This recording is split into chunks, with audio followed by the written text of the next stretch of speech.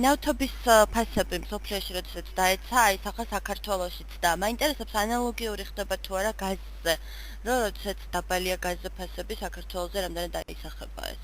გაზის ხელშეკრულებები ცოტა განსხვავდება, კიდე დამოკიდებული არის როგორი ტიპის ხელშეკრულება უდევს საქართველოს აზერბაიჯანთან. ზოგიერთ ხელშეკრულებები შეგმული არის ნავთობის ფასზე, პირდაპირ.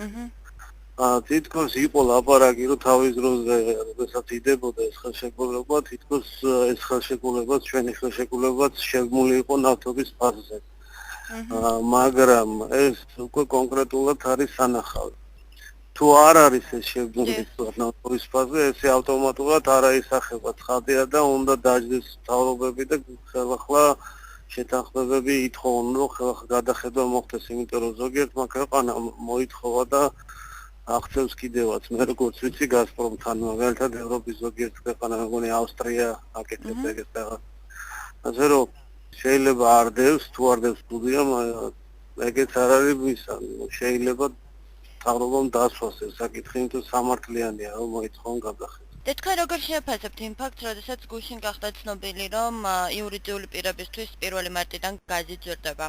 ჩემის აზრით ეს არის უსამართლო, საერთოდ კანონით აკრძალულია ერთი ტიპის, ასე ვთქვათ, ჯგუფის მომხმარებლების ტარიფით დაფინანსდეს მეორე ტიპის მომხმარებელი. სინამდვილეში ახლა რა ხდებოდა, ადრეც ესე ხდებოდა, კომერციული მომხმარებლის ხარჯზე ფინანსდებოდა საყოფაცხოვრებო მომხმარებელი. ეხლა ეს უფრო ნათლად გამოჩნდა ამჟამად, იმიტომ რომ ასე ვთქვათ, ადრე თუ კიდე რაღაც არგუმენტი მოდიოდა, რომ საყოფაცხოვრებო მომხმარებლის ტარიფი იმითოა პატარა, რომ სახელმწიფო თავის კუთვნილ გაზს, ასე ვთქვათ, ახმარს ამ საყოფაცხოვრებო მომხმარებელს. ეხლა რადგან მხოლოდ კომერციულმა მოიმატა და საყოფაცხოვრებო მომხმარებელს არაფერი არის ეფექტი არ მიიღო, ეს ცალსახად ნიშნავს, რომ კომერციული მომხმარებლის ხარჯზე ხდება საყოფაცხოვრებო მომხმარებლის ტარიფის, ასე ვთქვათ, დოტაცია. ეს კანონითაც იკრძალება პრინციპში. მაგრამ და თან არასწორიც არის, არასამართლიანი ისე, მაგრამ ამის მიზეზი ის არის, რომ საყოფაცხოვრებო მომხმარებელზე გადაიტანონ სოციალური კმაყოფილება დაიძლება და ნუ აი ამას ვიდებიან. თან იმას სჭირდება მარგულებელი ორგანოს, ასე ვთქვათ, თანხმობა.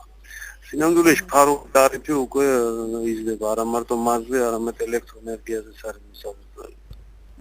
და თქვენ როგორ ფიქრობთ, ეს უახლოეს პერიოდში ხო არ არის შესაძლებელი, რომ მოსახლეობაზეც აისახოს?